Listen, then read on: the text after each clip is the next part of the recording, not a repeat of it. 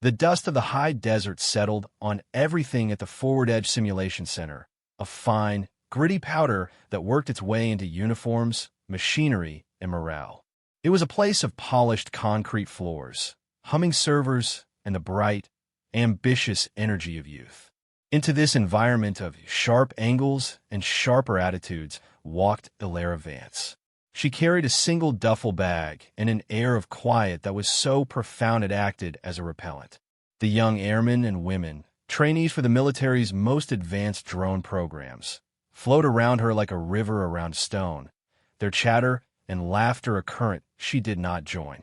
They saw a woman whose age was hard to place, but was clearly a decade, maybe two, past their own. They saw civilian-issue boots, hair tied back without style, and eyes that didn't seem to register their existence. She was assigned a bunk in a shared billet, a space vibrating with loud music and louder boasts. She unpacked with an economy of motion that was unervingly precise. A few sets of fatigues, toiletries, and a small, featureless book bound in worn black leather. No photos, no trinkets, no pieces of a life left behind. Her silence was a vacuum, and the others, uncomfortable with the void, filled it with assumptions. They decided she was a washout from another branch, a legacy case getting a last-chance pity tour, or worse, an administrative placeholder who would be gone in a week. Ilara felt their judgments land and slide off her like water. They were children playing with the world's most dangerous toys, and their opinions were weightless. Her gaze drifted over them, cataloging their tells. The young man who tapped his foot when his simulation went poorly, the woman who chewed her lip when reading technical manuals, the subtle hierarchies that formed and broke in the smoke pit. She was an anthropologist studying a tribe she had once belonged to a lifetime ago. Her stillness was not emptiness. It was a reservoir of patience, deep and cold and waiting. She moved through the first day as a ghost, present but unseen, leaving no impression beyond a vague sense of otherness. The trainees, wrapped in their own futures, barely registered her name. To them, she was just a quiet woman, an anomaly in their world of noise. The next morning, the official welcome was delivered by Colonel Thorne in a briefing room that smelled of industrial cleaner and stale coffee.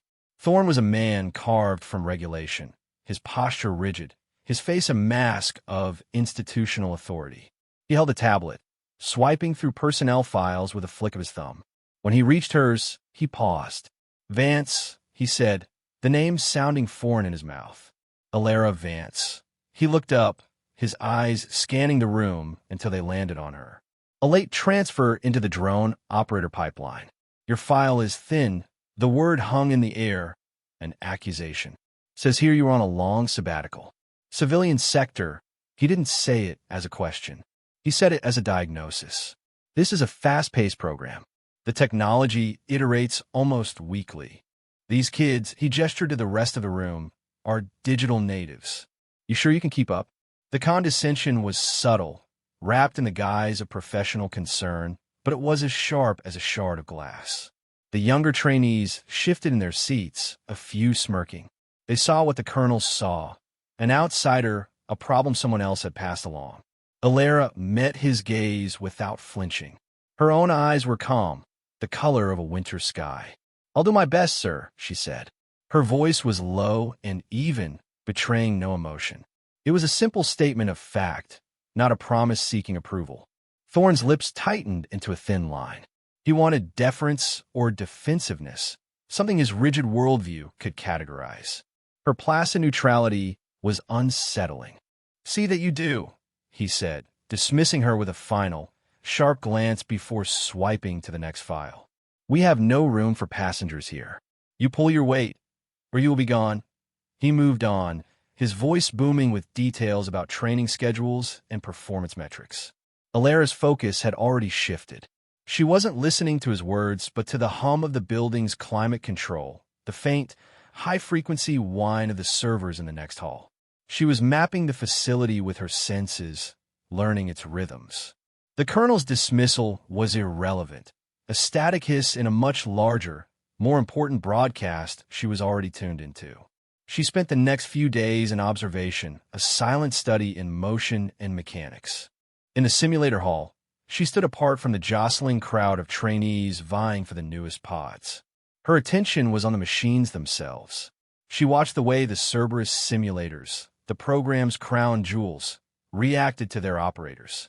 These were notoriously difficult interfaces designed to mimic the sensory overload of real-world drone piloting, and they broke trainees regularly. She saw the minute lag on screen 7, a calibration error no one else had noticed. She registered the faint vibration in the haptic controls of Pod 3, a sign of a looming actuator failure. She listened to Instructor Davis, a young sergeant with a swagger that outstripped his experience, as he barked commands and corrections. He taught the manual, but he didn't understand the machine. He saw a tool. Elara saw a complex system, a partner that had to be understood, not just commanded. During a mandatory physical training session, the heat of the gym was oppressive. Trainees moved between weight racks and pull-up bars, their bravado on full display. Elara, in a standard-issue gray tank top, moved to a quiet corner. She began a set of pull-ups, her movements fluid and controlled, without the grunting strain of the men around her. As she lifted herself, the hem of her shirt rose, exposing the skin between her shoulder blades. For a moment, a tattoo was visible. It was not the common flash of a rose or a skull. It was an intricate, symmetrical design of a winged serpent, its body coiled around a bell that had no clapper. It was all sharp lines and negative space, more sigil than art. Airman Jensen, a quiet trainee who was consistently at the bottom of the class rankings, saw it from across the room. He was a noticer of details, and the tattoo was unlike anything he had ever seen. It felt ancient, meaningful. At the same time, Colonel Thorne was making his rounds, a tour of inspection. His eyes swept the gym, assessing fitness levels. His gaze passed over Elara, and for a second, it snagged on the tattoo. He didn't recognize it, but it registered as incongruous. It was too precise, too symbolic. It wasn't the kind of ink a middle-aged administrative transfer got on a whim. The image lodged itself in the back of his mind, an unsolved piece of a puzzle he didn't even know he was looking at. He frowned, shook his head, and continued on his way, dismissing it as just another anomaly about the strange woman. The pressure began to build during a Tier 1 readiness exercise. The scenario was a nightmare, a high-value convoy navigating a dense, hostile city, plagued by aggressive signal jamming and coordinated swarm attacks from enemy drones. It was designed to push the trainees to their breaking point, and it was succeeding spectacularly. The main simulation screen was a chaotic mess of flashing red icons and panicked voice comms. "I've lost visual." "Switching to thermal," one trainee shouted. "They're coming from the rooftops. I can't track them all," cried another. Instructor Davis stood behind them, his face flushed with frustration. "Tighten your search patterns. Don't let them saturate your sensors," he yelled, but his words were lost in the digital storm. The adaptive AI of the simulation was a merciless teacher, exploiting every mistake, every moment of hesitation. One by one, the trainees' drones were picked off, their screens going to static. From the glass-walled observation deck above, Colonel Thorne watched, his jaw tight. This was a catastrophic failure. His top recruits, the ones destined for the most critical missions, were being systematically dismantled. The entire cohort was failing. Down on the floor, Elara had been assigned to a secondary monitoring station, a place for washouts and trainees on probation. Her screen showed only raw telemetry data and network stability metrics, not the dramatic visuals of the main fight. While chaos erupted around her, she remained a fixed point of calm. Her breathing was slow and even. Her eyes moved across the cascading lines of code on her screen, not with panic, but with intense, analytical focus. She saw the ghost in the machine. She saw the elegant, brutal logic of the enemy AI, the way it manipulated a tiny flaw in their network's handshake protocol to create phantom signals, drawing their drones into ambushes. She wasn't watching the battle. She was reading the language of the war. Her stillness was not detachment. It was the absolute concentration of a predator that had spotted its prey. The tipping point came with a sharp cry of despair. "I've lost it. The stick's dead. It's not responding." It was a young hotshot, Davis's star pupil, his face pale with sweat. His drone, the last one providing overwatch for the convoy, had been crippled by the jamming. Its controls were locked. On the main screen, they all watched in horror as the multi-million-dollar virtual asset began a slow, terminal dive directly toward the lead vehicle of the convoy it was meant to protect. A critical mission failure was imminent, a blue-on-blue incident that would be a black mark on the entire training program. "Override! Override now!" Davis shouted, fumbling with his own console, trying to wrest control back from the ether. But the AI had locked him out completely. Thorn, watching from above, reached for the master switch to scrub the entire simulation, to cut his losses and end the humiliation. But before his hand could make contact, something on the floor below moved. It was Alara. She didn't shout or ask for permission.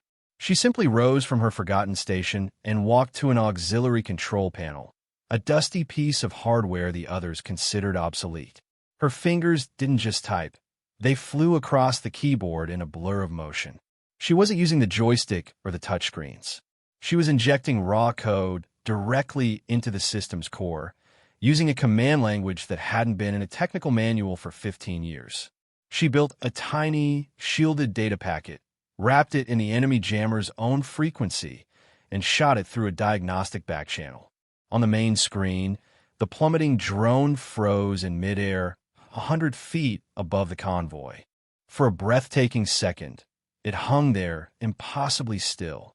Then, with a smoothness that was almost organic, it banked, climbed, and settled into a perfect high-altitude orbit, its sensors once again active and clear. The entire room was silent. The blaring alarms cut off. Alara had done in 17 seconds what the combined expertise of the entire class and their instructor could not. She took a small step back from the console, her face impassive, and returned to her station as if nothing had happened. The silence that followed was heavier than the alarms had been. It was thick with astonishment and a dawning, collective sense of inadequacy. The first sound was a whispered, How did you do that?" It was Jensen, his eyes wide, staring not at the screen, but at Alara. Instructor Davis was frozen, looking at the lines of code Alara had used, which were still displayed on the auxiliary monitor. It was a language he didn't recognize, elegant and lethally efficient. It was like watching a blacksmith try to understand a laser cutter. Colonel Thorn came down from the observation deck, his steps slow and deliberate. He walked past his defeated star pupils and his stunned instructor, his focus entirely on the quiet woman at the secondary station. He stopped in front of her. The dismissive, condescending tone was gone from his voice, replaced by something hard and inquisitive. "Vance," he said, his voice low but carrying across the silent room. "Where did you learn to do that?" Alara looked up from her screen, her calm gaze meeting his. There was no pride in her eyes. No, I told you so. There was only the quiet depth he had seen before, but which he was now beginning to understand was not emptiness. "Old protocols," she said simply. It was an explanation that explained nothing, yet it was all she offered. She turned her attention back to her monitor, where she was now running a diagnostic on the network flaw the enemy AI had exploited. The interaction was over. But for everyone else in the room, something fundamental had shifted. The smirks were gone, replaced by expressions of confusion and a grudging, burgeoning respect. The assumptions they had built around her, the comfortable boxes of old, slow, and washout, had been vaporized. They didn't know what she was, but they knew, with absolute certainty, that they had been wrong. The next trial came less than a day later, and it was not a simulation. A shrill, insistent alarm echoed through the command center, a sound reserved for real-world emergencies. A critical satellite link, providing vital intelligence on a hostile territory where special operations forces were active, had been severed. It wasn't a technical malfunction. It was a targeted cyber attack, sophisticated and aggressive. The base's top network engineers were swarming the terminals, their faces grim, their voices tight with stress, as they failed to re-establish a stable connection. They were locked out, and, on the other side of the world, people were now flying blind. Thorn, the weight of the situation pressing down on him, made a decision. He remembered the calm efficiency in the simulation room, the impossible code. He found Alara in the mess hall, sitting alone, reading her small leather-bound book. He didn't order her. He asked, "Vance, we have a situation. I need you to look at something." The command center was a hive of controlled panic. High-ranking officers spoke in clipped, urgent tones. Alara walked into this maelstrom and seemed to lower the temperature of the room just by her presence. Thorn led her to the main systems terminal. "The uplink is gone," he said. "We think it's a Ghost Legion signature, but it's a variant we've never seen." Alara sat down. She ignored the frantic voices, the looming presence of the officers behind her. She looked at the corrupted data streams, the digital wreckage of the attack. And in the chaos, she saw a pattern. A signature. It was familiar, like the handwriting of an old and deadly enemy. Her hands moved to the keyboard. Once again, there was that fluid, impossible certainty. She didn't try to brute force her way back in. She didn't fight the attack on its own terms. Instead, she found a flaw in the attacker's own code, a small vanity, an arrogant loop left behind. She isolated it, built a digital cage around it, and then did something no one in the room could comprehend. She harnessed the intrusive energy of the attack itself, turning its strength into a conduit. She piggybacked a new, heavily encrypted handshake protocol through a dormant diagnostic port, using the enemy's own assault as a shield for her signal. On the main screen, the static flickered. The error messages vanished. A crystal-clear satellite image resolved into view, showing the real-time location of the friendly forces. The link was back, stronger and more secure than before. She had not only restored the connection, she had captured the enemy's attack vector, trapping it for analysis. She leaned back in her chair, the job done. Her success, as elegant as it was shocking, tripped a high-level security flag deep within the military's intelligence apparatus. As the command center began to buzz with relieved chatter, a secure message, Flag Priority Alpha, flashed onto Colonel Thorn's personal terminal. It was from a name he recognized with a jolt: General Marcus Sterling, Director of Special Intelligence Operations. The message was brief. "Colonel Thorn, it has come to my attention you have Operator Vance on your base. Her presence is a contingency. The cyber attack signature she just neutralized is confirmed as Ghost Legion. The countermeasure protocols she employed are exclusive to Operation Silent Bell. You are directed to access her sealed personnel file. Authorization code, Spectrefall.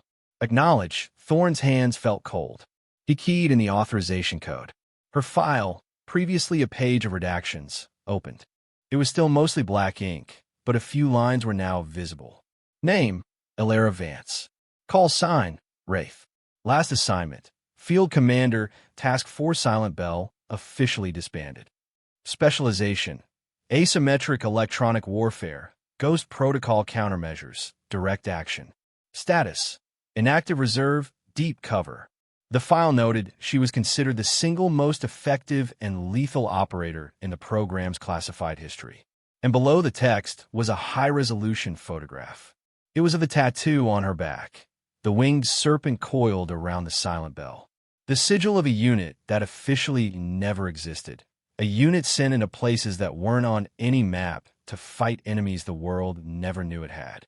Thorn slowly lifted his head from the screen, his mind struggling to reconcile the quiet, middle-aged woman across the room with the legend described in the file. He looked at Alara, who was now just quietly observing the restored satellite feed, her work complete. He finally understood. She wasn't a trainee here to learn. She was a weapon placed here to wait. She was a ghost, a myth from the darkest corners of the Shadow Wars, hiding in plain sight. The realization settled upon Colonel Thorn not with a crash, but with a profound, humbling weight. He stood up, his movement stiff. The command center, sensing a shift in its commander, fell quiet again. Every eye followed him as he walked across the floor, his path direct and unwavering. He stopped less than a foot in front of Alara, who finally turned her head to look at him. He didn't speak. Words were insufficient for what he now understood. Instead, Colonel Thorne, a man who had not shown such deference to anyone below the rank of general in 20 years, drew himself up to his full height. He executed a slow, perfect salute. It was not the perfunctory gesture between ranks. It was a sign of absolute, unequivocal respect, an acknowledgment from one warrior to another, far greater one. The other officers in the room, seeing their leader's gesture and sensing its immense significance, followed his lead. One by one, they stood and rendered their own salutes. The air crackled with the silent tribute. Sergeant Davis, standing near the doorway, came to attention so sharply he seemed to grow 2 inches, his earlier arrogance burned away and replaced by pure, unadulterated awe. From his place, just behind Davis, Airman Jensen watched, his vision blurring. He had known she was different, but he could never have imagined this.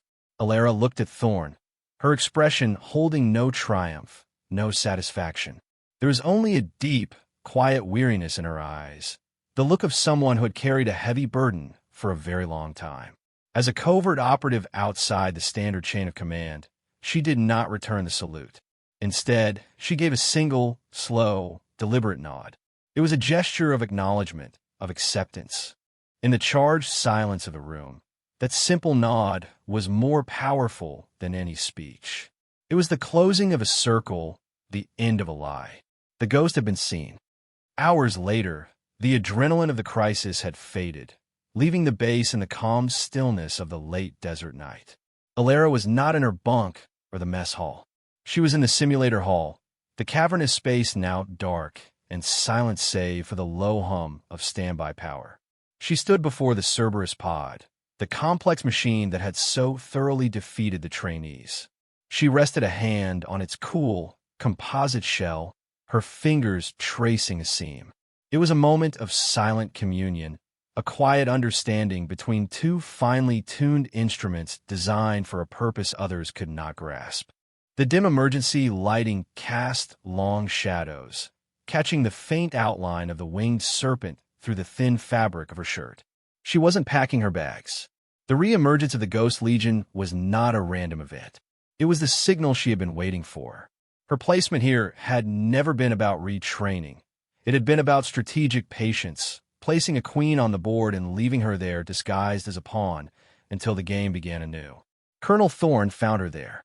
He approached quietly, stopping a respectful distance away, no longer the arrogant commander, but a subordinate awaiting orders. "The general sends his regards," Thorne said, his voice low in the vast, empty space. He paused, then added the part that mattered. "He said to tell you, welcome back, Wraith." Alara did not turn around. Her gaze remained fixed on the machine, her own faint reflection looking back at her from its dark, polished surface. The steady hum of the simulator seemed to grow a little louder, a promise of the work that was to come. Her strength had never been lost, only dormant, waiting for the sound of a bell that no one else could hear. The respect she now commanded on the base was a currency she had never sought, but it was hers all the same. It had been earned not with words or rank, but with silent, undeniable competence, a power she carried within her, as permanent and as hidden as the ink on her skin.